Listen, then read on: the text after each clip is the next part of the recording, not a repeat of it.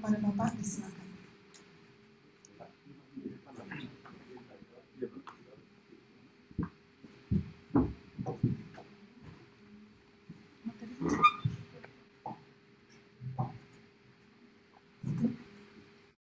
Izin untuk buka masker ya. Bismillahirrahmanirrahim. Assalamualaikum warahmatullahi wabarakatuh. Ucapan puji dan syukur sepantasnya kita panjatkan kepada Allah Subhanahu wa taala.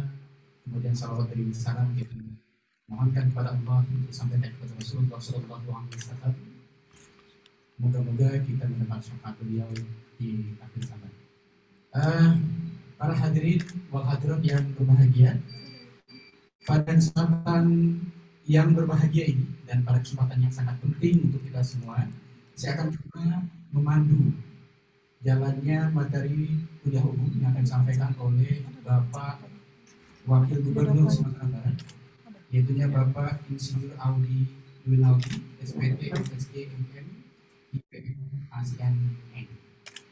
Oke, sebelum kita masuk kepada materi kuliah umum, ada beberapa hal tata tertib yang ingin kami sampaikan kepada kita semua yang ada di Zoom dan juga yang berada di Zoom maupun di YouTube.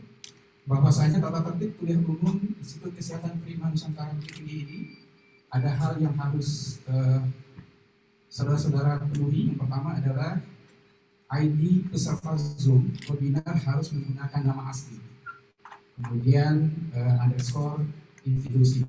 Yang kedua, peserta yang bergabung melalui Zoom berpakaian sopan dan berperilaku sopan saat webinar berlangsung. Yang ketiga, peserta yang bergabung melalui Zoom wajib mematikan suara atau mute selama proses webinar berlangsung. Yang keempat, di awal acara, link daftar hadir atau absensi akan dibagikan dan hanya berlaku 60 menit. Ya. Barangkali nanti di chat Zoom akan ada share link untuk absensi. Yang kelima, semua peserta yang mengikuti webinar Zoom dan YouTube dapat mengajukan pertanyaan pada link yang telah disiapkan. Nanti saya selaku moderator akan menyampaikan kepada pembicara beberapa pertanyaan karena waktu diskusi kita yang terbatas. Itu tata tertib yang ada di dalam kegiatan kuliah umum kita pada saat ini. Kemudian sebelum Bapak kita yang terhormat menyampaikan isi materi tentang tema yang kita angkat pada kesempatan ini, saya ingin membacakan CV singkat beliau yang barangkali di Zoom juga terlihat. Nama beliau secara lengkap adalah Insinyur Audi Dwinaldi, SPT, MSc, MM, IPM, ASEAN, N. Dan salah satu lagi, beliau juga adalah kandidat doktor dari Institut Pertanian Bogor ya. University sekarang namanya. Kemudian tempat tanggal lahir beliau lahir di Jakarta tanggal 16 Mei tahun 1983. Agama beliau Islam, email sesuai yang tertera di link Zoom atau di Zoom-nya. Status keluarga seperti yang disampaikan oleh Bu Rektor tadi, sudah kawin beliau dengan 3 orang anak. Istri beliau bernama Dr. Fitria Amalia Umar, spesialis SPKK, MKes. Kemudian anak beliau yang pertama adalah Jenaisa Aufilia Dwinaldi, yang kedua adalah Zahransyah Aulia Dwinaldi, yang ketiga adalah Zatrinsya Aufal Dwinaldi. Jadi beliau sudah punya 3 orang anak ya. Beliau saat ini adalah Wakil Gubernur Sumatera Barat dan juga adalah Chairman of Perkasa Lintas Agro Group. Bidang keahlian beliau ternyata karena gelar banyak ya. Beliau ahli di peternakan, ahli di pertanian, di pertambangan, dan manajemen bisnis. Selanjutnya, pendidikan formal. Ini penting ya untuk kita pelajari ya. Mungkin barangkali juga kita bisa ikuti. S1 beliau ditamatkan di Institut Pertanian Bogor di Fakultas Peternakan lulus tahun 2005. Selanjutnya Master of Science S2 di beliau MSc ya. Kalau saya MSc di dalam negeri, beliau sudah di luar negeri. Kebetulan di Wageningen University saya juga pernah juga ya walaupun online waktu itu ya di sini. Dan beliau lulus pada tahun 2007 di Belanda ini.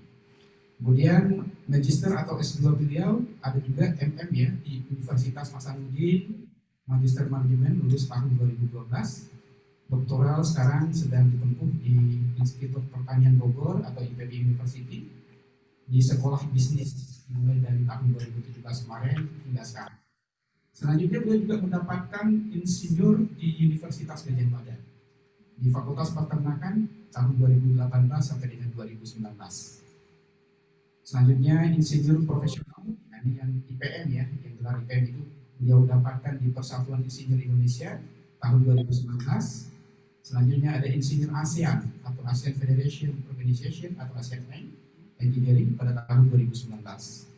Terakhir ya, nampaknya pemateri kita ini sangat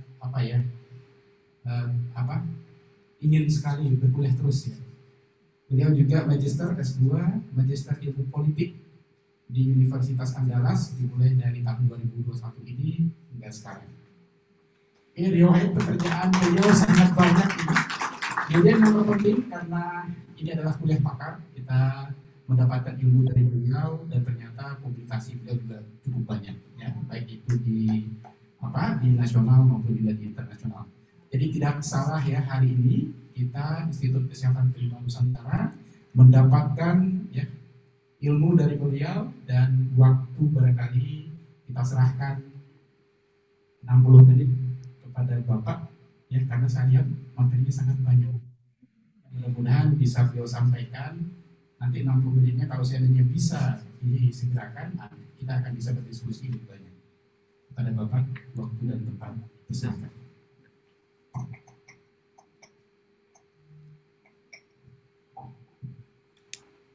Bismillahirrahmanirrahim. Assalamualaikum warahmatullahi wabarakatuh. Waalaikumsalam. Selamat sore, salam sehat untuk kita semua. Yang saya hormati Bu Rektor, Bu Wakil Rektor, Bapak Rektor, saya hormati Bapak Pengurus Yayasan, saya hormati Ibu-Ibu Dekan, Kepala Program Studi, Ibu-Ibu tenaga pengajar, dosen Institut Kesehatan Prima Nusantara Bukit Tinggi, dan tentu yang saya banggakan adik-adik mahasiswa, mahasiswi Institut Kesehatan Prima Nusantara Bukit Tinggi. Puji syukur kita panjatkan kepada Allah SWT berkat rahmat sehatnya kita bisa bertemu. Pertama dulu Pak, bertemu pada siang sore hari yang berbahagia ini. Memang harusnya jam 2, tapi delay tadi ada ini Sumpah Pemuda, jadi kita Zoom Sumpah Pemuda dengan Pak Jokowi. Saya ada 2 misi kuliah tadi, terus pemberi bonus terkait pon Sumbar, jadi nggak telat istri bagi sumber di begini. Terus diajak dulu makan sama Bu Rektor. Tadi saya kekenyangan banget sebenarnya, ini saya udah mulai ngantuk. Kenyang disuruh bawain kuliah, tapi alhamdulillah karena pandemi biasanya kuliahnya kan zoom. Udah lama juga saya nggak ngasih paparan khususnya untuk mahasiswa-mahasiswi secara langsung atau luring luar jaringan. Semoga yang di belakang bisa kelihatan. Saya sebenarnya buat sharing aja di sini, datang ke sini buat sharing aja. Karena ini luar biasa, Institut Kesehatan tapi punya orientasi yang mengarah ke entrepreneur, punya orientasi yang mengarah ke bisnis. Jadi mau memacu mahasiswa-mahasiswinya untuk berbisnis. Next. Saya pakai next aja gitu Pak Bapak ya. Memang sebagai mahasiswi selain belajar di kampus harus banyak ikut organisasi. Saya pernah jadi presiden PPI, Persatuan Pelajar Indonesia, istilahnya presiden, terus ini presiden PP. Presiden PPI di Belanda. Itu paling muda sepanjang sejarah PPI. Itu usia saya 23 tahun. Nah, mungkin sekarang udah ada lagi lebih muda dari saya nggak tahu. Tapi saya biasa memimpin organisasi yang anggotanya lebih tua. Jadi wakil gubernur dengan pejabat-pejabat dewan yang lebih tua, saya udah biasa. Saya juga ketua umum himpunan alumni Fakultas Peternakan IPB. Saya jadi ketua umum alumni sebelum saya jadi wakil gubernur. Jadi bukan karena waktu jadi ketua alumni. Sebelum jadi wakil gubernur saya sudah jadi ketua alumni. Dan saya menggantikan ketua alumni yang usianya 21 tahun di atas saya. Dan saya ketua alumni paling muda dari seluruh fakultas di IPB. Jadi sekali lagi biasa pimpin organisasi yang isinya orang tua. Jadi banyak organisasi yang pernah saya ikutin cuma buat semangat adik-adik. Next. Terus tadi dibacakan oleh Pak Moderator, saya kuliah di IPB itu 3,5 tahun. Jadi saya kuliah itu 3,5 tahun. Ini harus 4 tahun. 7 semester. Kalau S1 zaman kami dulu itu harus nyelesain 144 SKS. Sama ya? Saya selesainya 156 Pak. Jadi 7 semester saya kelebihan 12 SKS. Saya lulusan tercepat dan terbaik waktu angkatan saya. 7 semester. Jadi, wah, Pak Wagub butuh buku, salah. Saya nggak pernah nyatet. Ya, laporan dibuatin orang. Kalau teman-teman saya IPB ngeliat saya tuh sebel banget. Jadi saya punya teman Madura, rajin banget. Dia udah dokter sekarang, jadi dosen. Dokter duluan. Dia bangga sekali dia dokter duluan dibanding saya. Saya bilang, ya, dosen yang aja dokter, bukan mau usaha. Saya bilang, buat sambilan aja yang ambil dokternya. Jadi, tidak cerita aja dulu waktu IPB, saya punya kawan orang Madura, rajinnya minta ampun. Tadi saya bilang ke dokter. Nah, kebalikannya saya malas jadi nyontoh ya. Saya malas minta ampun. Buat laporan malas. Nyatet nggak pernah. Kenapa saya nggak pernah nyatet? Tulisan saya jelek. Apa yang saya nyatet? Saya ninggalin aja. Jadi saya tipenya orang waktu mahasiswa saya listener. Saya bukan writer. Writer banyak nulisnya bagus kok. Saya tinggal keliling fotokopi zaman dulu. Kalau sekarang dia fotoin dong. Kalau jadi PDF dong. Kalau dulu saya keliling buat fotokopi. Orang Madura ini namanya Suharli. Saya ingat selalu terkesan. Audi ini malas sekali. Data tidak pernah, buat laporan tidak pernah. Giliran dia dapat A, saya dapat B. Jadi ketika buat laporan praktikum. Jadi contoh ya. Saya bilang, Lin, udah belum buat laporan? Kamu buatin ya. Kenapa kamu? Saya sibuk ke lab itu dia bolak-balik. Kan kalau di oven sekian jam mesti balik lagi, nimbang lagi, nanti bolak-balik. Emang saya males, tapi saya tahu prinsip kerjanya. Saya tahu prinsip praktikumnya, in details. Saya waktu kuliah jago banget statistik sama metode penelitian. Saya bisa bantu jelasin teman saya ini pakai metode apa, terus gimana caranya, semuanya saya tahu. Dulu, kalau sekarang udah lupa. Jadi, saya tahu prinsip ilmu. Nah, akhirnya dia datang ke kantin, saya udah siapin satu lembar cover Audi Joinaldi D2410029 ganti nama doang. Saya bilang, Lim, laporan udah selesai belum? Udah, punya dia udah. Robot gua mana? Lo fotokopiin punya lo, bawa ke sini. Orang daerah gitu kan, saya dari Jakarta gitu. Dia pengang-bengong gitu, saya kasih 50.000. Lo pergi fotokopi bagus. Fotokopi, terus dibawa hasil fotokopi ke kantin tadi. Dia cemberut, dia kok mau download aja nih. Terus kan, fotokopi zaman saya paling 100 200 perak. Terus dia kasih duit kembalian 50.000 tadi. Nih, uang kembalian ini. Saya bilang lo ambil aja. Langsung senyum rekah di bibir. Semenjak saat itulah Lina jadi partner setia saya. Jadi ketika bagi kelompok, jangan dicoba. Kalau otak nggak sanggup jangan dicoba. Jadi ketika bagi kelompok, dulu Lina itu sentimen sama saya. Dia duduk di depan rajin nyatet orang Madura. Pas kalau misalnya bagi kelompok, kalau sesuai absen, untungnya absen Lina itu hanya 2 di bawah saya. Jadi kalau dibagi pasti masuk satu kelompok. Dosen akan bilang bagi sesuai absen atau atur sendiri mahasiswa. Ya kan? Iya. Ketika atur sendiri mahasiswa, saya cukup teriak dari atas, Lin, sekelompok, beres. Ya. Waktu penelitian, sama. Saya penelitian saya di karena peternakan, lomba. Mulai ngambil sampel berkali-kali, saya bilang, gue udah tahu caranya ngapain, bolak-balik ngambilin sampel dulu. Penelitiannya 10 minggu lagi. Saya kumpulin teman-teman yang anak D3, saya panggil. Ada yang butuh duit nggak? Iya. Nah udah, lu ikut gue ke kandang. Saya praktekin cara mengambil datanya. Bisa nggak? Siap bos, bisa. Oke, besok ikut lagi ke kandang. Pagi-pagi habis subuh pergi lagi. Tiap hari begitu 10 minggu, kan bosan. Terus, nah sekarang lu ulangin apa yang gue lakuin kemarin. Ulangin. Nah, ya benar. Nah, ini kertasnya tulis datanya di sini sampai 8 minggu ke depan. Jangan coba-coba main-mainin data. Karena bisa kebaca kalau statistik. Dah, selesai penelitian saya 7 semester. Aktif di BEM. Terus, waktu di sidang, saya akan bisa jawab apapun yang ditanyakan. Apalagi prinsip-prinsip yang terkait dengan statistik. Itulah kenapa saya jadi pengusaha. Pintar memanfaatkan resources. Dari situ awalnya.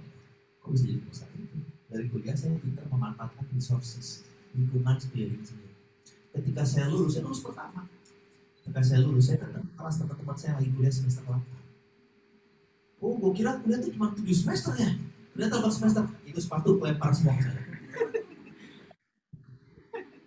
Jadi sampai sekarang masih kuliah doktor sama kayak Pak Ketua Yayasan. Saya tinggal sidang tertutup. Terus udah selesai cukup lama itu, cuman karena tahun lalu saya ikut politik jadi terbengkalai hampir 1 tahun. Padahal waktu di kelas saya termasuk orang yang prelim tulis pertama, saya ekonomi pertama, saya ketinggalan sama teman-teman saya. Itulah prinsip ekonomi. Memilih, waktu itu saya milih ikut politik dulu, terus sekolah S3 saya agak mundur, tapi ya jurnal saya udah akses fokus juga. Next, jadi kuliah memang udah banyak, alma mater saya banyak.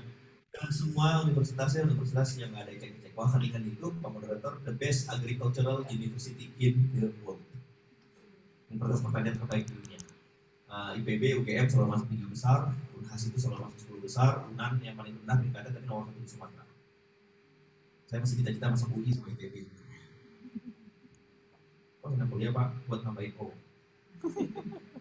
Apa tuh O Pak? Dari kampus, dosen itu jelasin banyak hal baru yang saya dapat, atau teman kita presentasi banyak hal baru. Oh, baru tahu. Saya nambahin O. Kadang-kadang di kelas saya dapat 1 O, 2 O, kadang-kadang dapat O sama sekali. Ya, karena kadang-kadang mohon maaf, Bu Rektor, dosen jelasin aku baru tahu. Ya, tapi ada beberapa ilmu baru yang belum saya tahu. Next, karena baik satu. Saya usaha saya di pertanian tapi saya mundur dari seluruh posisi direktur karena politik. Cuman hari ini kita bahas tentang bisnis. Oke, next, itu 2 perusahaan di bidang peternakan dan pertanian. Next, peternakannya dari hulu hilir, dari pabrik pakan, breeding dan macam-macam. Ini sedikit kenalan aja. Next, yang lintas agro group ini di bidang pertanian dari hulu hilir juga, yang banyaknya main di jagung. Jadi saya memang seorang pengusaha, saya akademisi, saya masih terdaftar sebagai dosen UGM. Ini masih sering menuju di UGM gitu, terus ngisi kuliah. Kalau di IPB saya ngisi kuliah rutin, cuman sekarang udah jarang. Biasanya kuliah pembuka, terus mahasiswa baru di IPB biasanya saya juga ngisi biasanya. Jadi kalau resmi saya terdaftar di UGM. Jadi saya akademisi, pengusaha, politisi. Lengkapkan protokol ini. Next. Ini istri saya, dokter, istri alhamdulillah 1. Jangan nama lagi ya Pak. Jangan nama lagi. Anak 3 orang. Saya dilatih dengan dia itu di Mentawai. Next. Ini anak saya kedua, dia berani banget, senang banget olahraga. Ini istri saya kali itu datang. Dia spesialis kulit. Istri saya lulusan UI, waktu lulus UI cum laude, dokter. Terus anak saya next, ini di Jam Gadang, terus di rumah Bung Hanta waktu kita jalan-jalan di Sumbar. Ini waktu saya belum jadi wakil gubernur. Next, so what is entrepreneur? Kita nanti saya bakal nanya ke adik-adik juga. Apa sih entrepreneur itu gitu? Kalau simpelnya, seorang pengusaha belum tentu seorang entrepreneur. Tapi seorang entrepreneur udah bisa bilang pasti seorang pengusaha. Next. Jadi di Indonesia, angkatan kerja di Indonesia ternyata paling banyak itu kerjanya di sektor pertanian. Paling banyak kerja di sektor pertanian. Sekarang ada sedikit shifting, sektor kesehatan ini banyak dibutuhkan karena pandemi. Jadi sebenarnya peluang adik-adik ini sangat besar sekali saat ini, baik itu sebagai nanti pekerja ataupun berwirausaha yang terkait dengan kesehatan ataupun tidak. Karena sekarang banyak sekali muncul tiba-tiba pengusaha-pengusaha alkes, pengusaha-pengusaha kesehatan tiba-tiba banyak muncul. Mereka dari mana? Ya pengusaha juga sebelumnya, tapi di bidang lain. Tapi melihat peluang, mereka akhirnya jauh. Yang mungkin level of knowledge-nya, pengetahuannya nggak sebanyak next. Indonesia Job Facts. Jadi 1 juta lulusan sarjana menganggur setiap tahun di Indonesia. Banyak sekali lulusan sarjana, banyak PNS, tapi fotonya terbatas. Nah, di daerah cenderung orang masih ingin jadi ASN, ingin jadi perguruan tinggi. Karena mungkin status sosial dan sebagainya. Kalau saya dari dulu saya nggak pernah pengen jadi ASN. Dan for the record saya sebenarnya nggak pernah ingin masuk ke politik awalnya. Tapi dunia usaha, dunia bisnis lah yang mengantarkan saya ke politik. Saya nggak akan bahas banyak tentang politik. Saya masuk politik karena diajak Pak Gubernur dan itu aja ceritanya. Nanti saya cari tahu sendiri. Jadi katanya tahun 2021 ini Indonesia menjadi salah satu penyumbang sarjana banyak. Oh iya, saya juga biasa nyatain presentasi saya sendiri. Jadi bahan-bahan presentasi saya bikin sendiri. Jadi ini original version. Next. Kenapa terjadi demikian? Karena memang pertumbuhan lapangan pekerjaan yang tersedia tak sebanding dengan lulusan perguruan tinggi. Makanya pengangguran tinggi, ya. Terus banyak orang ingin jadi PNS karena itu merasa secure. Next. Nah, uniknya pengangguran di tingkat universitas, diploma dan universitas itu naiknya lebih besar dibanding pengangguran di tingkat SD, SMP, SMA, SMA. Termasuk masa COVID. Kenapa? Karena di era disruption sekarang kita bilang era disruption era. What is disruption? Bahasa Indonesia pengerusan, tergerus. Kalau nggak mau tergerus harus menggerus. If you do not want to be disrupted, so you are the one who's doing the disruption. Nah, karena pengurusan ini banyak pekerjaan hilang di muka bumi. Many jobs lost, tapi much more jobs created. Nah, much more jobs created ini banyak pekerjaan tercipta ini ternyata nggak gitu butuh lulusan S1 ataupun diploma. Butuhnya lulusan SD, SMP, SMA udah cukup. Pekerjaan kayak gimana tuh Pak? Seperti project, seperti trend. That's jobs created because of this digital era. Jadi tingkat penganggurannya menjadi next. Terus kenapa sih begitu kok terjadi seperti itu di Indonesia? Yang pertama memang pertumbuhan ekonomi Indonesia rendah, mempunyai skill dan cara berpikir maju, sarjananya maksudnya. Nggak mau kan kalau udah lulus menjadi pom bensin atau di Alfamart, Indomaret, kalau di sini di minimarket, nggak mau pasti. Karena lebih gengsi. Terus terlalu banyak lulusan sosial. Nah ini lulusannya kita kan bukan di ilmu sosial, ilmu eksakta. Kalau di Indonesia hampir seluruh universitas masih ada fakultas ekonomi, manajemen, hukum. Itu lulusannya begitu dan pada nganggur.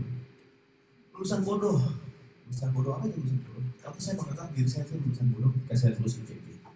Walaupun cepat, nilainya tinggi dan sebagainya, IPK saya waktu itu 4,5. Ada ya?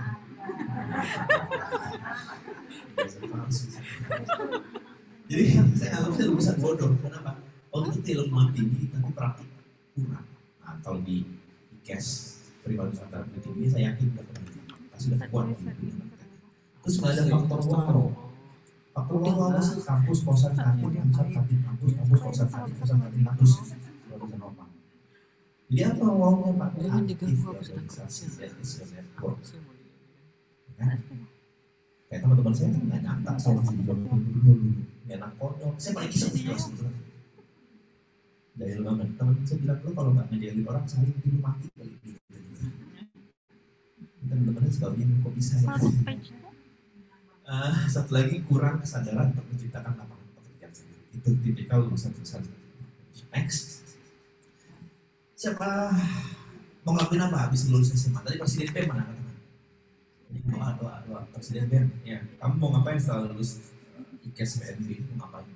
Mau nikah? Mau kuliah lagi? Mau ngapain mau? Atau mau kerja? Atau mau bisnis?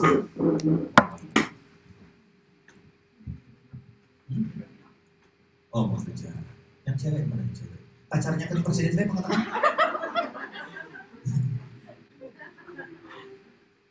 Oh, ada yang ngaku nih. Dari sekian banyak wanita, katanya 90%, kamu gak punya pacar, sih kasihan banget. Saya udah mundur gitu sih. Pinjem mic dong.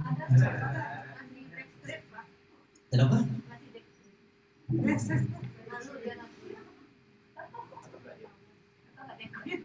Kamu namanya siapa? Irma, Pak. Irma.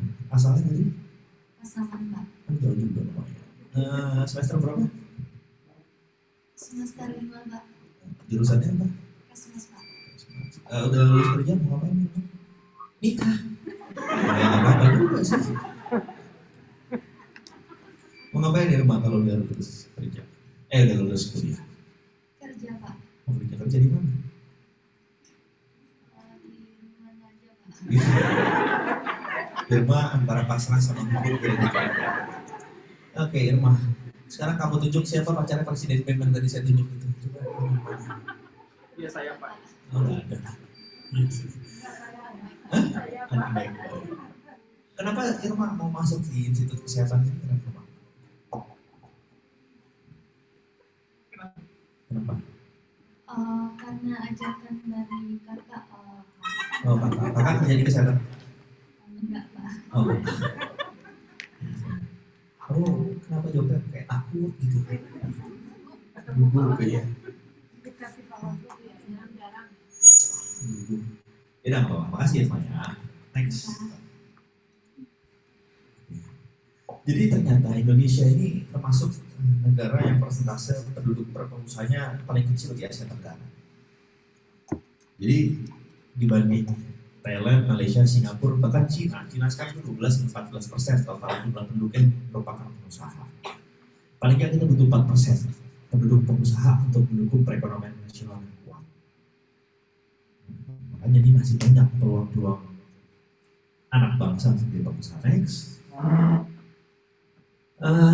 Kenapa sih kok jumlah pengusaha di Indonesia itu sedikit? Pertama, sistem pendidikan nggak mendukung mudah menjadi pengusaha. Nah, sekarang udah banyak kampus-kampus yang mudah menyisipkan mata kuliah kewirausahaan ataupun terkait dengan bisnis termasuk di IKES PNB ini. Udah mulai berubah. Terus banyak wirausahaan Indonesia yang ingin suksesnya instan. Padahal instan itu cuma bubur sama mie.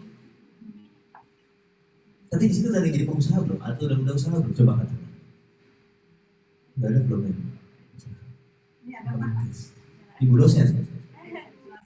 Oh sih, boleh tamat. Usahanya apa Bu? Sedang merintis rendang lokal Pak. Rendang lokal. Jadi dia sambil jualan sama kita Pak. Luar biasa. Jadi kita langsung rekrut. Rendang lokal. Rasanya enak? Kakak ibu saya pernah cobain.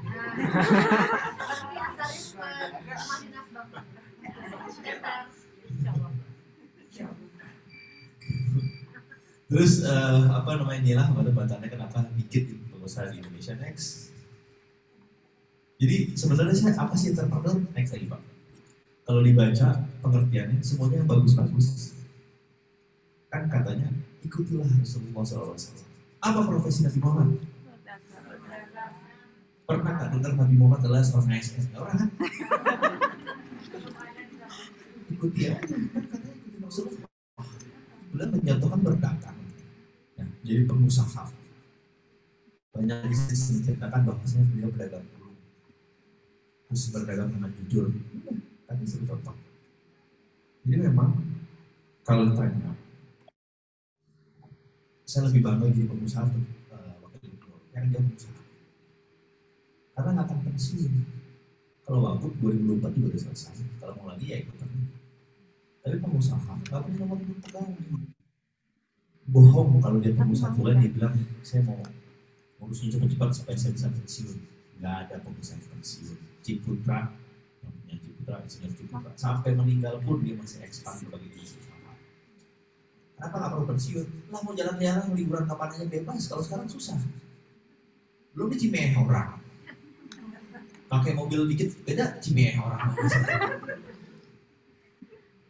Jadi pengusaha suka-suka kita. Jadi wakil gubernur inilah saya kemana-mana naik pesawat ekonomi kelas. Terus saya naik bisnis kelas kemana-mana.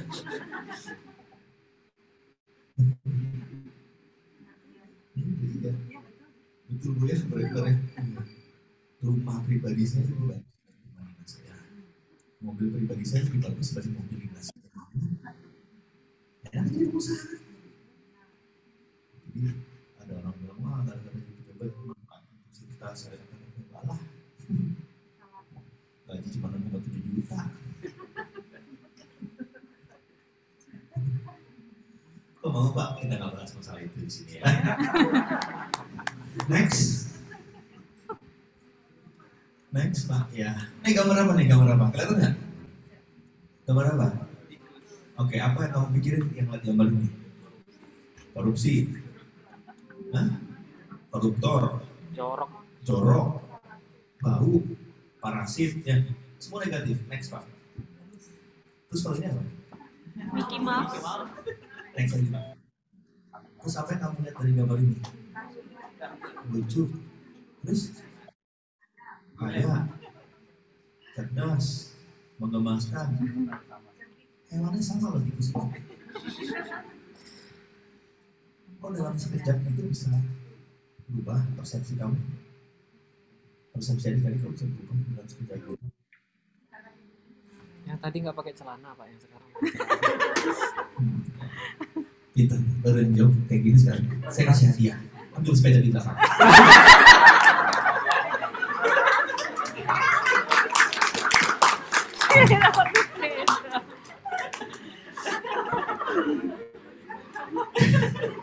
Dua hewan yang sama, tikus hitam, tapi bisa menghasilkan dua persepsi berbeda. Next Pak.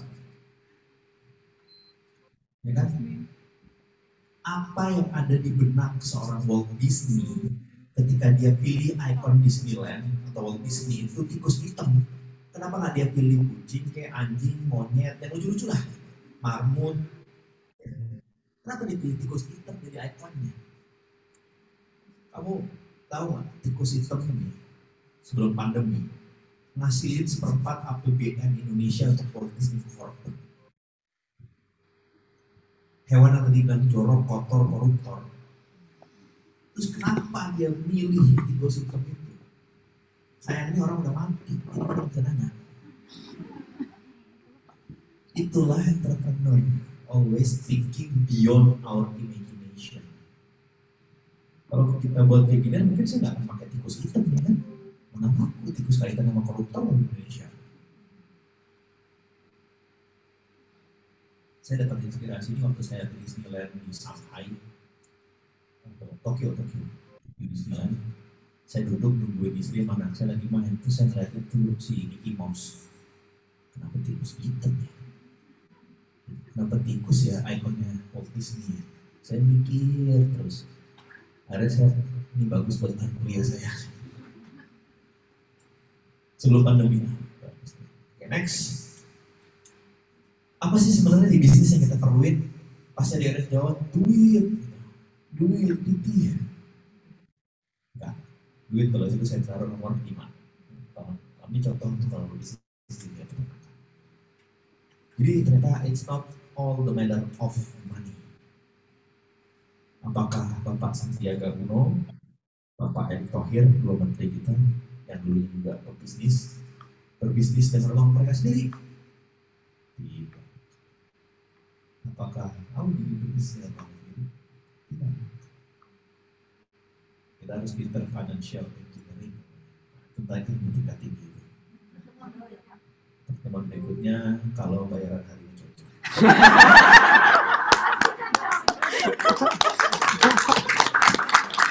Kalau enggak, terima kasih ya. Jadi duit itu datangnya kemudian. Next, yang penting paling nggak tahu know how-nya. Know how itu level paling rendah dari pengetahuan. Produk, proses, konten. Paling nggak tahu itu aja kalau bisnis. Tadi ibu tadi yang tentang makan, dia tahu produk, dia tahu konten, tahu prosesnya. Itu paling dasar banget untuk berbisnis. Terus next, nah, kalau knowledge, nah karena bilang knowledge is power itu level tertinggi dari knowledge. Di bisnis ini kita juga perlu tahu knowledge, bukan hanya know-how. Harus tahu sendiri Pak? Enggak. Kalau lu punya duit, lu bisa bayar orang lain untuk kerjaan ini. Sama kayak saya bayar Suharlina buat ngerjain laporan saya. Memanfaatkan resources. Oke, next. Jadi baru duit. Duit nggak harus pakai duit sendiri. Itu dari mana Pak? Banyak orang di luar sana yang punya banyak duit tapi nggak tahu duitnya mau dikemanain. Tapi mereka butuh level of trust untuk ngasih uangnya. Tadi Irma misalnya, Pak Irma punya bisnis Pak. Paling kalau sekelas Irma datang ke saya paling modalnya 5 juta 10 juta. Saya mau bisnis gini Pak. Saya kalau lihat Irma meyakinkan, punya prospek, punya anak istri jujur, bisa percaya itu gampang banget sebenarnya. Next, tapi yang penting, next Pak. Punya network dulu. I'm standing here today in front of you guys. I'm part of your networking now. Saya juga jadi bagian dari network adik-adik. Nggak tahu kapan saya butuh kamu butuh saya. Yang penting kalau saya baik aja sama semua orang. Makanya di politik pun saya nggak punya musuh. Sampai saat ini ya. Yang sebelum mungkin banyak, cuma saya nggak tahu. Yang penting saya nggak tahu kan. Jadi networking itu paling penting dari seorang pengusaha atau entrepreneur nanti. Tadi ibu siapa apa? Bu Ega, beliau pasti sudah punya network. Ada pembelinya, pemasoknya, macam-macam. Itu network. Oke, next. Tapi memang jadi pengusaha itu number one is attitude. Kita emang mesti disiplin, komitmen, jujur, dan paling attitude. Ada yang tahu attitude apa? Nanti saya jelasin. Attitude. Attitude. Ada yang bisa bantu jelasin? Yang di belakang yang kayaknya pada tidur. What is attitude? Boleh pakai bahasa Minang jelasin juga.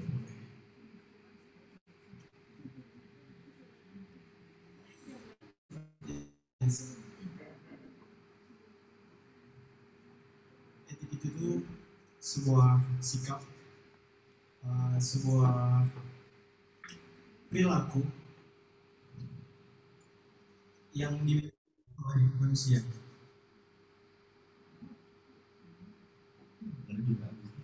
Ada yang bisa bantu lagi? Kamu. What is attitude? Izin saya. Boleh.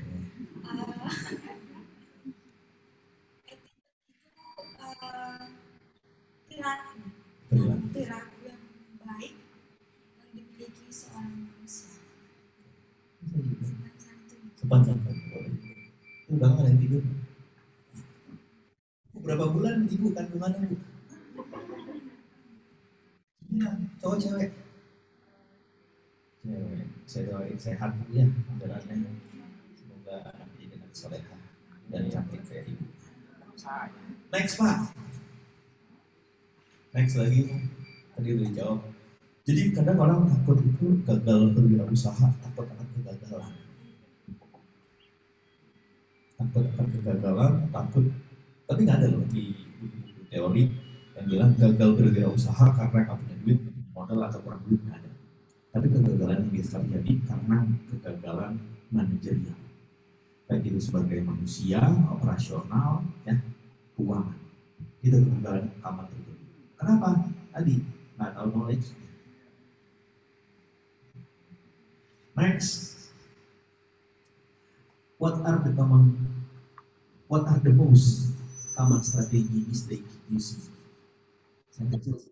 The gravity of our mistake is competing to be the best, going down the same path as everybody else, and thinking that somehow we can achieve better result. This is a hard place to learn. Michael Porter, bahasa ekonomi. Ada yang bisa ngertiin? Kalau dia bilang, ya kan masih enggak ya. Alasan aja bilangnya nggak mau suruh ngertiin. Jadi kesalahan yang sering dibuat adalah ingin menjadi yang terbaik tapi ngikutin kopi cara orang. Karena belum tentu kamu bisa ngopi cara dia. Oke, next. Jadi berapa kali sih mesti coba sampai kita sukses? Nah, coba terus. Don't worry about failure. Next. Don't worry about failure. You always do the right ones. Nggak usah takut sama kegagalan. Jadi Pak Presiden BEM walaupun masih belum berhasil mendapatkan kekasih di sini, nggak usah khawatir. Anda ya, tapi demo lagi. Next. Nah, siapa nih? Bill Gates. Steve Jobs. Jeff Bezos, ya. Warren Buffett, 3 orang paling kaya di dunia. 2 dari 3 orang ini nggak pernah kuliah, nggak pernah masuk universitas. Lulusan SMA aja yang mana? Bill Gates? Ya nggak lulus. Beko. Bill Gates sama Jeff Bezos. Warren Buffett pernah lulus. Jadi orang paling kaya di dunia. Terus ngapain kita kuliah ya? Barangnya ya. Karena orang-orang kayak mereka ini karena persaingan ketat nggak punya ijazah, mereka cari jalan keluar sendiri, bukan thinking out of the box saja, without the box. Jadi kreatif dan inovatif. Dia orang-orang yang terjepit. Ayah saya lulusan SMA. Ayah saya. Beliau pengusaha.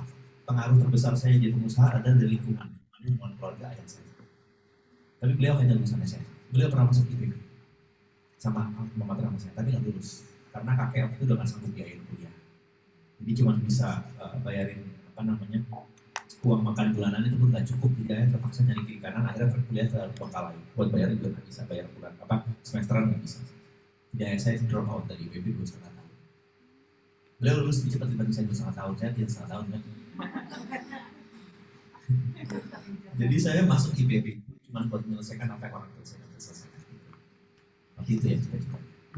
Dan saya masuk IPB itu ada kaitannya sama Sumatera Barat. Saya bapak saya orang Padang, ibu saya orang Solo. Ibu bapak saya merantau selepas SMA. Mereka bilang, Pak, saya ke sana. Saya nggak pernah tinggal di Sumatera Barat. Tapi bisa jadi orang Sumatera. Saya nggak pernah tinggal di Sumatera Barat. Sering ke Sumatera Barat, Kak? Sering. Karena kakeknya ibu adalah pendiri kota Solo. Ketua pendiri kota Solo. Pendiri Fakultas Pertanian. Kakeknya ibu saya. Jadi nama jalan. Kalau ada orang Payakumbuh, Jalan Marhadin, atau orang kota Solo ada Jalan Marhadin. Sekarang jadi nama stadion di Solo lagi dibangun. Jadi Pak Wali Kotanya pintar. Dia ngasih nama stadion yang akan dibangun di kota Solo Marhadin. Ini kakeknya Pak Wagub cari dananya. Pintar kan? Ya, saya cari dananya. Next. 10 prediksi tentang proyeksi kehidupan dan bisnis. Next. Sekarang revolusi 4.0 ya, mewarnai kehidupan dunia. Kalau simpelnya, what is 4.0? Buat saya Internet of Things. Everything's connected by the internet. Smartwatch, smartphone, tab, itu semua terkoneksi sama internet. Jadi the heart of 4.0 is Internet of Things. Jadi jangan heran dia ada smart shoes. Awas curang. Jadi masih pakai Google Maps aja, pakai smart program sebenarnya.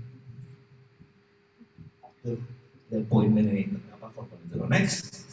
Yang pertama, kedua, banyak pekerjaan hilang, saya bilang kan, tapi lebih banyak pekerjaan baru yang tercipta. Bahkan ada pekerjaan barunya yang akan tercipta nanti anak-anak belum lahir sekarang yang akan mengerjakan pekerjaan itu. Nah, itu dia. Masalah Internet of Things, Big Data, dan sebagainya. Ini saya boleh share, nanti boleh share ke semuanya, boleh buat baca-baca. Next. Tadi udah bahas tadi Internet of Things, era disruption, ya, Industrial Revolution 4.0, ini sebelum prediksi pada saat ini. Next. Terus product base change to platform base. Everything is changed to platform. Tadi udah jualan di mana? Di online, Pak. Next. Regulasi baru berubah cara pandang dalam pengelompokan industri dan lapangan kerja baru. Gojek itu perusahaan apa sih? Perusahaan antar-antar, perusahaan buat ngebayar, perusahaan apa Gojek itu? Oke, itu information. Bawa pulang nanti analisis. Ya, next. Kata orang paling kaya di Cina, the future is not a competition of knowledge, tapi creativity, innovation, imagination, independent thinking. Next. Pekerjaan abad 20 perlahan-lahan akan digantikan oleh pekerjaan baru. Udah banyak hilang, tukang pos, teller bank, tukang jaga pintu tol, tukang jaga tiket parkir, ya di mall-mall kota-kota besar, dan banyak lagi pekerjaan yang hilang. Ya kan? Tukang nganter orang. Next. Siapa yang menguasai big data akan menguasai dunia. Kedaulatan data menjadi tuntutan baru. Contoh perusahaan yang bisa dengan big data, Gojek. Dia tahu Bu Rektor senangnya makan apa, ya kan? Pergi ke mana. Itu big data is kumpulan millions, 100 millions, billions of data dipegang oleh satu orang atau satu perusahaan. Next. Nah ini 10 skills ya ke depannya. Tadi dibahas, bukan hanya hard skills, tapi soft skills. Kalau hard skills, namanya mahirkan, semua bisa diajarin dan saya rasa pada bisa nyuntik orang. Tapi soft skill, masalah negosiasi, komunikasi, ini hal-hal yang butuh belajar, butuh waktu. Saya waktu kecil, saya pemalu banget. Di depan itu malu banget pokoknya. Takut lah, ngomong tuh takut, tampil tuh takut, pokoknya penakut banget lah, takut banget. Mungkin waktu itu orang tua saya akan berpikir nih anak gak ada potensi jadi apapun, jadi pemimpin ataupun gak ada gitu. Kalau saya flashback ke belakang, jadi itu built by your mentality. Kalau buat saya there are no born leaders, leaders are born to be created. Gak ada, oh emang dia udah lahir sebagai pemimpin. Ada, cuma Nabi Muhammad. Sisanya leaders are born, dia ditempa. Walaupun yang punya bakat. Next. Irma tadi punya bisnis, yang penting trust. Itu modal bisnis. Next. Desa menjadi tumpuan kehidupan dengan ekonomi dan teknologi yang terus berkembang. Kenapa desa? Karena desa adalah sumber pangan. Semakin dikit lahannya, makanya desa akan selalu menjadi tumpuan kehidupan. Next. How to learn menjadi pendekatan baru menggantikan what.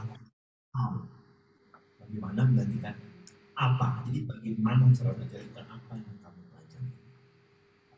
Oke, next. Nih tadi dibahas sama Bu Rektor. 100 faktor sukses.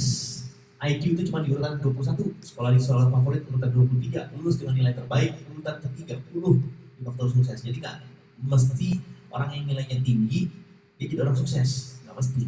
Teman saya ada yang dulu juga ngeblangsek ya masuk Himagobe. Tahu Himagobe? Kan di sini ada himpunan mahasiswa ya kan? Himagobe, himpunan mahasiswa goblok KB. Bisa jadi orang sukses juga. Jadi nggak dijamin. Ini video bisa diproses kalau masuk di. Nah next, ini faktor sukses itu apa aja? Tuh, jujur, disiplin, good interpersonal skill. Irma, nomor 4 penting dukungan dari pasangan hidup. Jangan pilih salah jodoh, pilih salah pilih jodoh. Salah jodoh. Kerja lebih keras dari lain, and so on, and so on. Oke, next. Kata Reid Hoffman, eksekutif Jerman LinkedIn, an entrepreneur is someone who jump off a cliff and on his way down. Seorang pengusaha itu orang melompat dari jurang dan bangun lompat dari jurang. Ini hal yang mustahil. Artinya orang yang berani bertaruh. Next. Nah ini penting. Kita sering merasa sibuk. Tadi bilang kalau aku sibuk ya, saya mau jawab gabung sok sibuk apa sibuk aja supaya kelihatan ada kerjaan. Supaya nggak dimarahin Pak Gubernur, jadi saya kelihatan sok sibuk. Next. Jadi kita harus selalu, saya nggak mau dengar dari mahasiswa, mahasiswi atau dosen yang dengar Bu, kalau ada yang dengar Bu saya sibuk Bu, langsung DOI. Paling enak tuh jadi mahasiswa. Nggak ada sibuk-sibuknya itu. Saya ingin nyantai aja lulus cepat ya kan? Dapat kagak pernah. Saya ujian, saking jeleknya tulisan saya, dosennya manggil saya. Sekarang jadi wakil rektor 4 beliau, Prof. Erika. Saya bisa aku sini, saya manggil Bunda, ya Bunda. Ini kamu baca ini hasil ujian kamu. Nggak bisa baca. Tentu habis ujian, kita sudah tahu soalnya. Tentu habis ujian, kita udah tahu yang mana lebih tepat jawabannya. Bacalah nomor 1. Jadi ibu-ibu itu kacamata selalu turun. Ini. Stop. Audi kamu bohongin ibu ya? Enggak bu, enggak. Bener bu, jawaban saya bu. Saya juga tahu saya balik begitu, belum bisa baca. Lanjutin. Ini. Saya lebih tahu, lebih tepat jawabannya. 5 nomor SI. Selesai kan? Udah bu. Saya pinter kan bu. Keluar kamu katanya, udah saya keluar. Nggak usah tanya dapat apa, dapat A. Semester 5, 6, 7 IPS 4. Makanya lulus masuk. Next. Jadi saya, family itu keluarga selalu menjadi center. Karena itu penyemangat saya. Terus saya aktif di bisnis, organisasi, sekolah, masih jadi public speaker. Saya masih aktif nih, public speaker saya masih aktif di berbagai event. Kemarin saya ganti Pak Gubernur di International Halal Tourism. Alhamdulillah Sumatera Barat satu-satunya provinsi yang diundang untuk presentasi. Hybrid juga, kita live presentation. Terus saya aktif di politik. Next. Jadi saya tidur tuh dikit 5-6 jam aja sehari maksimal. Saya masih lari 100-150 kilo sebulan, nggak sehari-sehari mati. Cuman udah berkurang sekarang. Kalau dulu segitu bahkan bisa lebih sebulan, jadi tiap hari saya lari. Cuman sekarang semenjak jadi pejabat publik susah, makanya aku agak sedikit gede. Terus nggak apa-apa biar agak kayak pejabat gitu kan. Terus saya punya berbagai macam bisnis yang sekarang udah dihandle sama orang. Saya nggak mungkin charge detail. Next. Terus naik pesawat ratusan kali lah setahun. Sebelum pandemi itu seminggu itu bisa 8 kali naik pesawat. Kalau sekarang ya next. Organisasi saya ada ketua umum, ada sekjen, ada macam-macam lah, banyak organisasi saya juga. Nah, ini tadi aktif di beberapa. Next. Sekolah, ini tadi sudah saya jelasin banyak. Saya pernah kuliah barengan di IPB sama UGM. Jadi kalau ada yang bilang, mahasiswanya bilang sibuk, nggak bisa saya terima aja. Saya pernah kuliah jam Jumat di Jogja, kuliah Sabtu di Bogor, saya pernah. Next, dan saya ngurus bisnis. Jadi jangan pikir saya kuliah, cuma buat kuliah doang. Kuliah itu udah sambil menjalankan kehidupan yang lain. Ya kayak sekarang. Sekarang kan kalau itu mesti kuliah di IPB sama di UNAN. 2. Public speaking, saya aktif di berbagai public speaking. Saya pernah isi kuliah di universitas dari Aceh sampai ke Papua. Dan Jayapura sama Merakwari. Kita juga pernah. Bawain apa? Leadership, entrepreneurship, atau ilmu saya pertanyaan. Next. Di politik, saya ketua DPP, salah satu parpol tertua di Indonesia, warnanya hijau, jangan lupa pilih itu 2024. Nggak boleh, ini kampus loh. Terus wakil gubernur Sumatera Barat. Jadi saya di DPP, ketua DPP, satu-satunya kepala daerah yang masuk di DPP ketua umum kita. Next. Jadi terus info nih, kita punya 9 kepala daerah yang usia di 40 tahun di Sumatera Barat. Ada bupati, wakil bupati, wali kota, wakil wali kota, wakil gubernur, dan ini terbanyak di Indonesia. Jadi provinsi dengan kepala daerah di 40 tahun paling banyak di Indonesia adalah Sumatera Barat. Oh 32 nih kan kurang kampung ya? Mereka punya 6, tapi 38 kota kabupaten, kita 19 kota kabupaten, kita punya 9. Termasuk Bapak Herman Cakar. Masih Herman. Next. Jadi intinya adalah, kita juga punya 6 wakil gubernur yang usia di 40 tahun, Sumatera Barat nyumbang 1. Ya. Tadi nggak ada di slide. Jadi ada 6 wakil gubernur 40 tahun.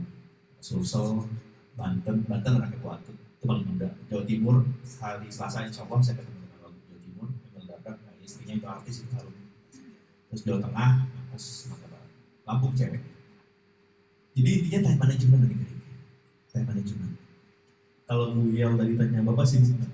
Tiap hari, dari pagi sampai malam, non-stop. Habis ini saya nggak balik ke Padang, saya masih mandi Jawa di beberapa jam. Jadi habis ini saya geser dulu ke Istana Bung Hatta, ada beberapa audiensi di situ. besok pagi habis subuh saya lari pagi. Saya mungkin sampai Padang mungkin jam 12 malam.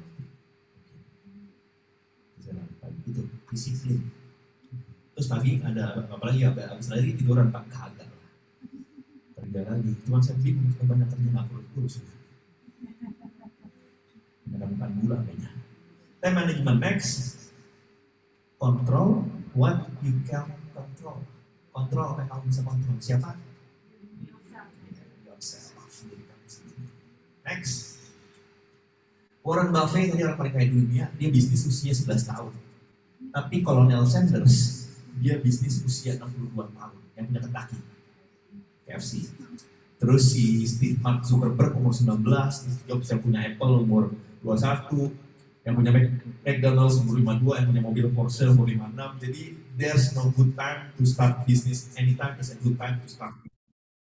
Jadi nggak ada kata terlambat, nggak mesti malam Jumat 1 Kliwon, atau enggak nunggu habis Maulid Nabi, enggak. Kapan pun. Next. Makasih. Mohon maaf kalau ada suatu kata-kata yang kurang berkenan. Nanti mungkin ada tanya jawab sedikit Pak. Kalau yang mau nanya, kalau nggak malu-malu sih DM aja Instagram saya. Wabillahi taufiq wal hidayah. Assalamualaikum warahmatullahi wabarakatuh.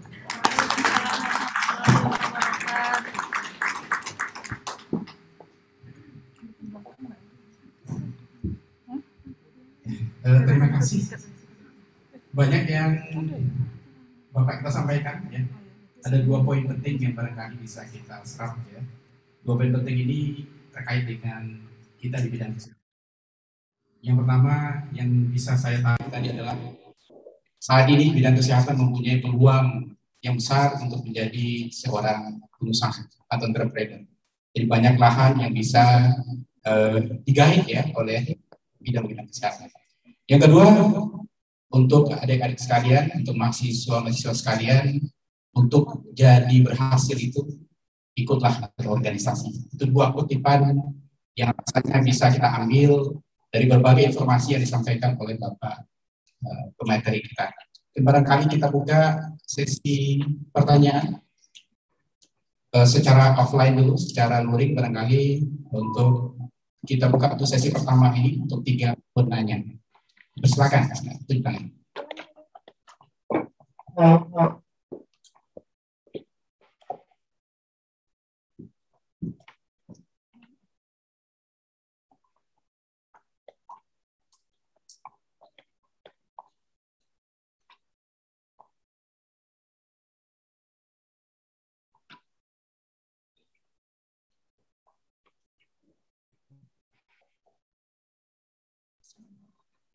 Assalamualaikum warahmatullahi wabarakatuh.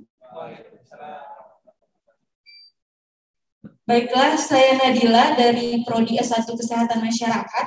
Saya ingin bertanya, seperti apa yang menjadikan kita sebagai seorang entrepreneur yang muda yang sukses, Pak? Seperti itu.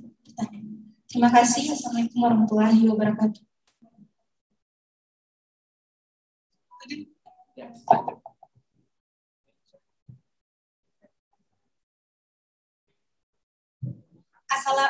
Assalamualaikum warahmatullahi wabarakatuh.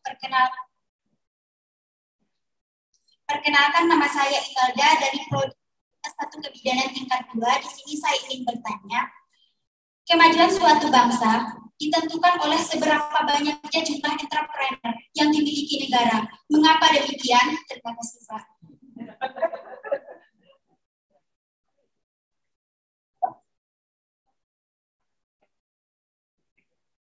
Assalamualaikum warahmatullahi wabarakatuh. Perkenalkan, nama saya Ulvenjelia dari Prodi S1 Kebidanan tingkat 3.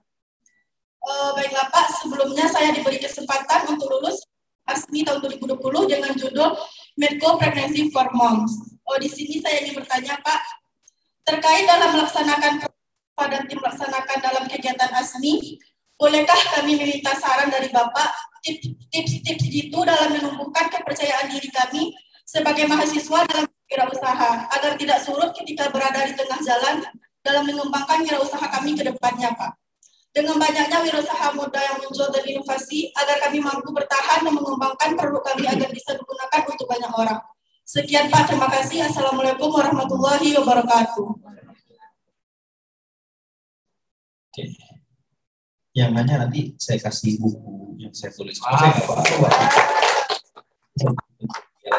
Ya, saya ada buku, tapi buku itu tentang bisnis, judulnya Poultrypreneur. Poultry itu perunggasan, jadi saya tulis. Waktu saya lagi tambah. Ada di rumah dulu kalau. Jadi intinya sih sama sih yang saya tanya sama adik-adik tadi. Sudah sukses, kenapa suatu negara punya hadir lebih maju. Lihat aja Cina kan, Cina 14% seluruhnya pengusaha. Kalau penduduk Cina itu hampir 2 miliar, artinya berapa ratus juta tuh penduduk pengusaha. Karena kan membuka banyak lapangan pekerjaan baru, peluang investasi, menggerakkan duit atau ekonomi lebih banyak di negaranya pasti. Perputaran uang lebih banyak, GDP akan tinggi. GDP salah satu indikator negara itu maju atau berkembang atau maju. Tangkap. Karena belajar ekonomi dasar kan gross domestic product, pendapatan per kapita rata-rata suatu negara, suatu orang di suatu negara. Jadi semakin banyak uang beredar, pasti semakin tinggi GDP suatu negara itu jadi indikator. Nah biasanya negara pengusahanya jumlahnya banyak, itu GDP-nya tinggi. Makanya saya sering bilang Indonesia ini susah jadi negara maju sebelum ada produk yang bisa global, kayak Samsung atau iPhone atau Toyotanya Jepang, Samsungnya Korea. Susah jadi negara maju sebelum ada produk. Terus memupuk kepercayaan diri. Memang itu suatu namanya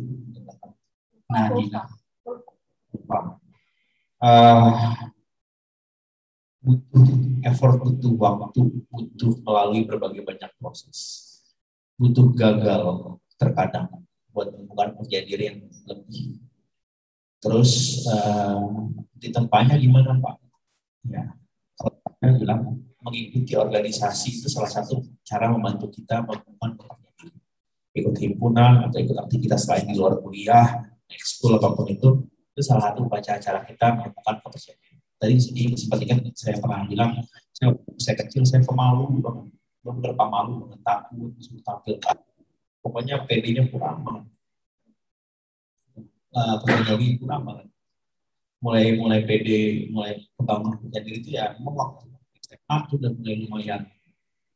Walaupun suka deg-degan, apalagi kalau ada ujian praktikum, praktek depan orang. Jadi memang ini to take step by step itu untuk mempercepat ini ya banyak ketemu orang. Kalau banyak ketemu orang kan banyak dengerin cerita, banyak dengerin masalah, banyak dengerin ini. Makanya kalau ada orang-orang aneh ngadepin saya, dalam hati saya ini ya kalau nggak dunia nggak rame lah. Nah itu juga melatih pelan-pelan, perlahan-lahan self confidence kita. Jadi kayak tadi adik tadi kalau ada kesempatan presentasi kamu ambil presentasinya. Ada kesempatan bicara kamu yang bicara. Kayak nanya di forum ini salah satu cara untuk memupuk kepercayaan diri. Tadi saya surprise ada 3 langsung. Jadi saya orang di anak-anak mahasiswa-mahasiswi IKES PNB ini termasuk orang-orang yang percaya. Iya, sepertinya learning by process ya Pak. Jadi pertanyaan ada lagi, jadi pengusaha sukses gimana Kian? Ya, garis tangan kali ya. Ya proses tadi, ada prosesnya. Adaptasi, terus pengaruh itu, bisa pengaruh lingkungan keluarga, lingkungan pertemanan, lingkungan kampus, atau pengaruh macam-macam. Tapi memang ya proses nggak instan. Belajar pelan-pelan, nggak mungkin tiba-tiba BIM jadi sukses. Bahkan yang bapaknya konglomerat aja, saya kan banyak kenal juga kan anak-anak konglomerat itu. Ketika mereka merintis bisnis, walaupun lebih mudah caranya, tapi tetap ada proses. Apalagi kalau orang-orang Chinese, nggak mungkin dia ngasih langsung pada ini jalanin perusahaan bapak. Yang punya Indofood gitu, ini jalanin perusahaan bapak. Enggak. Dari bawah dia suruh, kalau perlu dari tukang sapu. Kalau orang Chinese itu lebih ketat ini lagi. Bahkan ada bapaknya sampai sekarang saya ngasih ke anaknya. Dan ada juga yang bapaknya kayak anaknya nggak mau lanjutin usaha bapaknya. Kalau saya nggak ada family business. Saya nggak ada jalan lanjutin usaha. Kayak saya create sendiri dari awal. Gitu. Ada lagi? Dua lagi deh. Iya. Untuk sesi kedua, mungkin barangkali Dua lagi ya. dua lagi pertanyaan. Oh ya, di chat juga ada, barangkali kita bagi Pak yang di chat. Saya bacakan. Assalamualaikum Bapak, perkenalkan nama saya Rahmi dari Prodi Kesehatan Masyarakat tingkat 1B. Di sini saya ingin bertanya, apakah politik merupakan salah satu faktor yang sangat berpengaruh pada entrepreneur? Kalau iya, mengapa demikian? Terima kasih. Segala aspek di kehidupan pasti interlink. Pasti selalu antar interlink. Jadi selalu terkait satu sama lain. Cuman saya jadi pebisnis dulu baru politik. Justru bisnislah yang mengantar saya ke dunia politik. Saya di dunia perunggasan di Indonesia Timur, di dunia perunggasan di Indonesia, saya cukup terkenal. Orang-orang di Payakumbuh 50 kota juga kenal saya lama. Karena saya aktif di berbagai organisasi yang terkait dengan perunggasan. Apalagi di Indonesia Timur, udah terkenal gitu. Terus waktu itu gara-gara bisnis lah saya masuk, akhirnya dijadikan ketua umum alumni peternakan. Padahal alumni peternakan IPB hebat-hebat, ada wakil direktur Bank Mandiri saat itu, terus Bang Topis, Bang Tomo, Metro TV sekarang jadi ke Singapura, terus banyak sekali, direktur BRI aja 3 dari alumni gitu. Nah, itu profesional, pengusaha banyak banget, karena fakultas kami dapat penghargaan dari IPB, fakultas dengan jumlah pengusaha terbanyak dari fakultas-fakultas, jadi banyak. Waktu itu saya kepilih karena waktu itu saya banyak tampil di dunia yang terkait dengan peternakan. Terus banyak tampil mereka itu saya kepilih. Jadi dari bisnis lah sebenarnya nganterin saya ke politik. Bisnis dan politik saling terkait ya pasti ada. Karena itu ada kebijakan dan macam-macam. Cuman kalau sekarang, Audi kan masih berbisnis nggak? Saya lagi nggak berbisnis nanti. Susah. Jadi saya handle kan ke profesional, ke partner-partner. Oh iya, saya juga bisa berkolaborasi dengan orang. Karena memang now it's time to collaborate. Nggak bisa sama saya. Jadi kalau tanya politik, bisnis ada ini, pasti ada terkaitan, ada interlink. Gitu. Tadi saya tanya dari Rahmi. Nanti yang nggak sempat nanya, DM aja terus saya jawab voice. Oke, barangkali satu lagi yang di chat ya. Kita beri kesempatan, Rita Fitri Wahyudi dari D3 Kebidanan. Assalamualaikum Pak, perkenalkan saya Rita Fitri Wahyudi dari Prodi D3 Kebidanan. Ingin bertanya bagaimana cara mengembangkan entrepreneur yang sudah kita jalani dan kiat-kiat supaya kita bisa sukses dalam menjalani usaha tersebut. Terima kasih Bapak-Bapak. Mengembangkan. Back to the nature of the business dulu. Bisnis itu tidak apa. Terus mau ngembanginnya maksudnya ngembangin apa? Nambahin volume, memperluas pasar, apa dulu gitu kan? Atau menaikkan nilai value dari produknya. Nah, kan variatif. Kan tadi kan nanyakan secara general. Jadi tergantung nature of bisnisnya apa yang dikembangkan oleh dia tadi. Menambah volume, memperluas pemasaran, itu pengembangan juga. Atau meningkatkan value dari produk, itu juga pengembangan juga. Nah, ini pasti strategi beda-beda. Yang tahu siapa? Sebenarnya tahu dia sendiri. Karena dia yang tahu pasarnya, dia yang tahu produknya, dia tahu siapa konsumennya. Cuman tadi itu kata siapa? Nggak pede kadang-kadang. Tapi memang bisnis itu semuanya harus dikalkulasi sampai satu titik intuisi bisa bermain. Nah kalau saya mesti kombinasikan keduanya, intuisi sama kalkulasi. Tapi kalau saya bilang kita jalan aja masih bisa lah. Kalaupun gagal mungkin dia sekian, bisa jalan. Nah itu proses lagi. Kenapa kita atau saya lebih tahu cepat gitu proses bisnis? Karena saya banyak bergaul dengan bisnis yang gede. Jadi saya banyak belajar duluan. Sama kayak di politik. Audit baru di politik, tapi kok nguasain politik. Karena saya banyak kenal politisi gede. Politisi senior. Saya sering nempelin mereka, terus mereka ngobrol, mereka ini saya dengerin, akhirnya belajarnya lebih cepat. Makanya kita network lagi. Ngobrol sama Bang Sandi gitu ya. Terus ya kawan-kawan HIPMI itulah yang angkatannya Sandi dan kawan-kawan sering banyak ngobrol jadi cepet tahu. Gitu. Lebih dulu dapat informasi. Ya itu aja sih. Jadi situ aja. Kalau barangkali kita buka sesi selanjutnya ya Pak ya. Boleh. Terakhir ya Pak ya, terakhir ya. Tiga ya. Sesi terakhir ya. Iya, Tiga, ya, ya. pertanyaannya. Oke, ada tiga kesempatan lagi, silakan tunjuk tangan.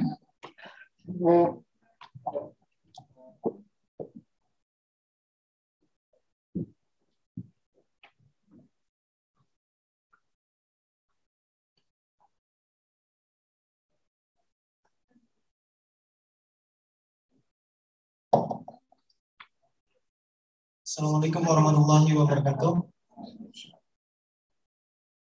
Perkenalkan, nama saya Muhammad Adista, saya dari Fakultas Keperawatan dan Kesehatan Masyarakat dari Prodi Keperawatan 33. Pertanyaan saya di sini mungkin ingin mengenal Bapak lebih dekat. Pertanyaannya yaitu, apa faktor terbesar Bapak bisa sampai menjadi entrepreneurship seperti saat ini? Karena saya pernah melihat Bapak Gibran, anaknya Presiden, itu pada saat dia memulai bisnis itu ada, dia tidak bohong gitu, tidak bohong dalam arti dia mampu membeberkan bahwa ada faktor terbesar dari jasa Bapaknya. Nah, yang saya ingin tanyakan, faktor terbesar Bapak seperti apa gitu Pak? Terima kasih. Oke, terima kasih.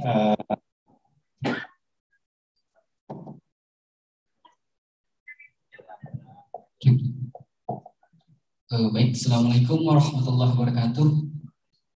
Mohon izin Pak Wagub, saya ingin menanyakan ada 2 poin. Boleh, moderator Pak? Baik. Yang pertama, kami kan dari rata-rata kan dari bidang kesehatan, itu entrepreneurship of health gitu.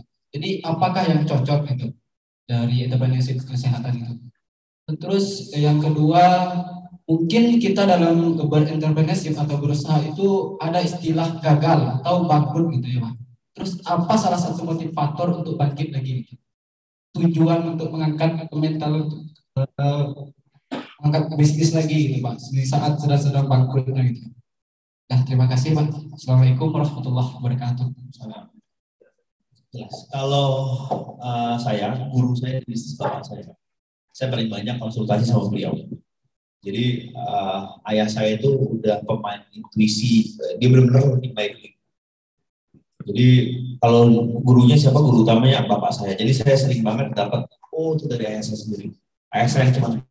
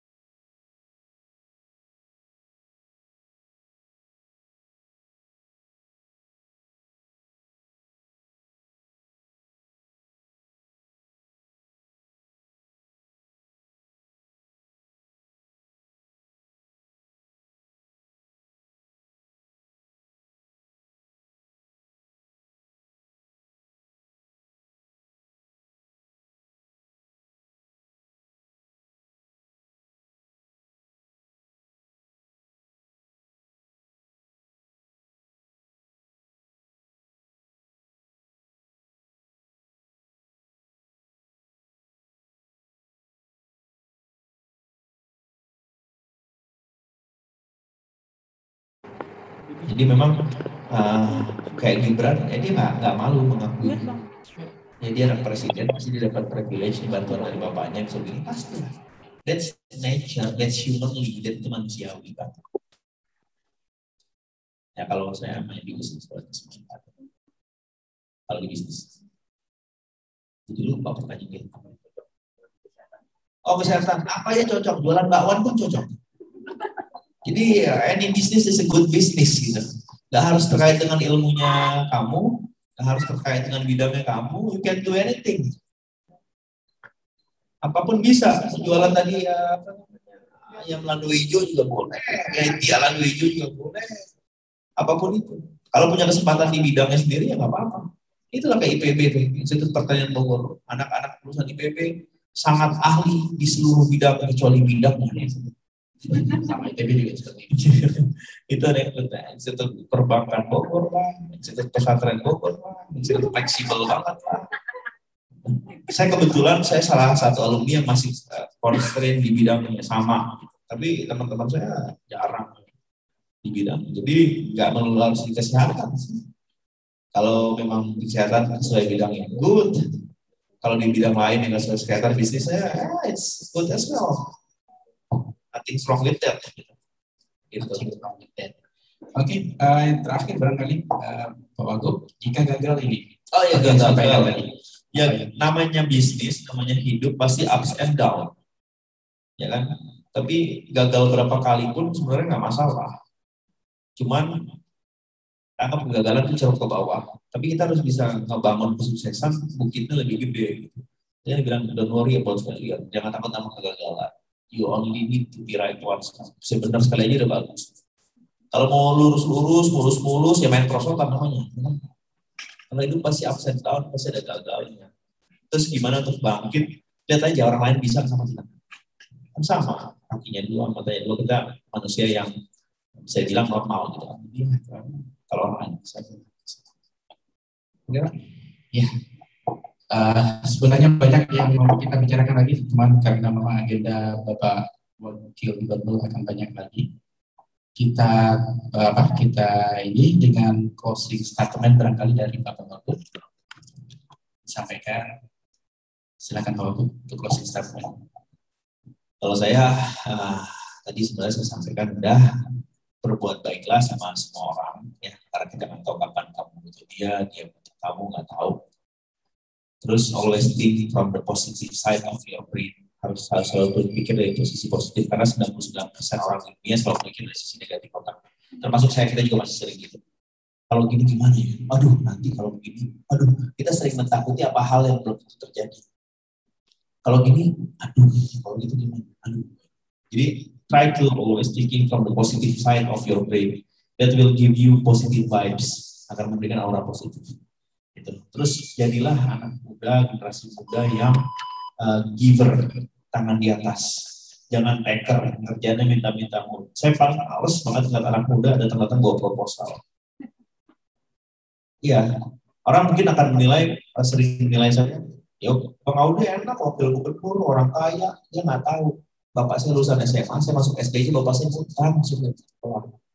Orang sampai di posisi tertentu tuh ada prosesnya, Bu, mungkin tiba-tiba. Jangan orang senangnya ngeliat kita di posisi kita sekarang aja. Ya abang enak, ada uang gitu. Nah, orang yang ngomong kayak gitu hampir pasti gak bakal sukses. Perhatiin aja. Senyumin aja. Orang kalau udah ngomong kayak gitu, ya lo enak dulu. Nah, kalau udah ngomong gitu, itu orang frustasi. Hidupnya pasti gitu-gitu aja. Jadi try to always thinking from positive side. Jadi generasi muda yang giver, jangan taker, ya kan? The more you give, the more you get. It's not just the matter of money. Ngasih duit bukan, ngasih ilmu, ngasih waktu, ngasih tenaga. The more you give, the more you get. Terus satu lagi terakhir, karena adik-adik ini mahasiswa di ilmu kesehatan, bantuin dong sosialisasi vaksin kemana-mana. Termasuk orang-orang tuanya, kakek neneknya yang belum divaksin, harus divaksin. Oke, siap semua ya dengan apa? Yang terakhir dari Bapak Wagub. Vaksinasi, aku ala divaksin di sana, gitu. Oke. Terima kasih banyak kita ucapkan kepada pembicara kita yang sangat super sekali yang benar-benar kita bisa mendapatkan manfaat dari apa yang beliau sampaikan. Kita berikan aplaus yang besar kepada barangkali untuk selanjutnya saya akan kembali kepada moderator. Terima kasih Bapak atas penyampaian materi dan diskusi yang telah kita lakukan. Alhamdulillah, ini merupakan momen yang sangat kami tunggu dan banyak sekali informasi-informasi yang mungkin akan jadi acuan untuk pengembangan diri kami dan mahasiswa sekalian. Baik, kita masuk ke acara berikutnya, yaitu penyerahan sedikit kenang-kenangan dari Institut Kesehatan Prima Nusantara Bukit Tinggi kepada Bapak Wakil Gubernur yang akan diserahkan oleh Ibu Rektor dan Bapak Yayasan kita. Kepada Bapak dan Ibu, kita persilakan mengambil tempat.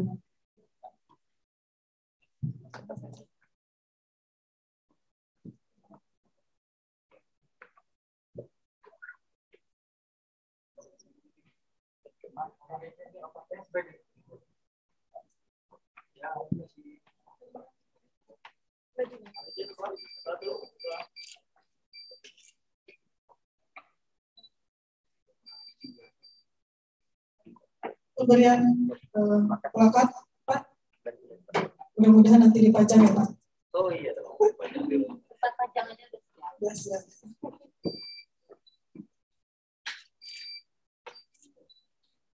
Ya, berikan aku